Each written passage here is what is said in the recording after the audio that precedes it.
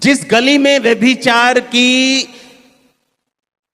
थोड़ी सी प्रॉब्लम हो सकती है, मैं स्कूटर लेके भी उधर क्यों जाऊंगा?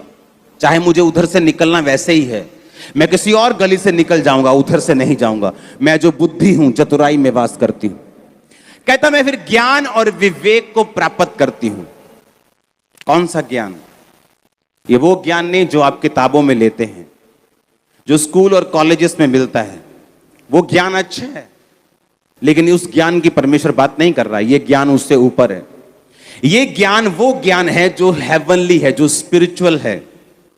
ये ज्ञान वो है जब आप एक रात फैसला करते हैं कि मुझे, जो मेरा भाई, जो मेरा दोस्त मुझे पार्टनरशिप बिजनेस में करने के लिए बोल रहा है, मैं सुबह उसके पास जाता हूं और मैं जाके बोलता हूं कि ठीक है, मैं तेरा पार्टनर बनने के लिए तैयार हूं।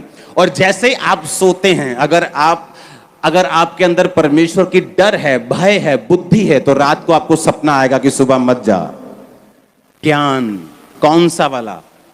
वो जो ऊपर से आता है।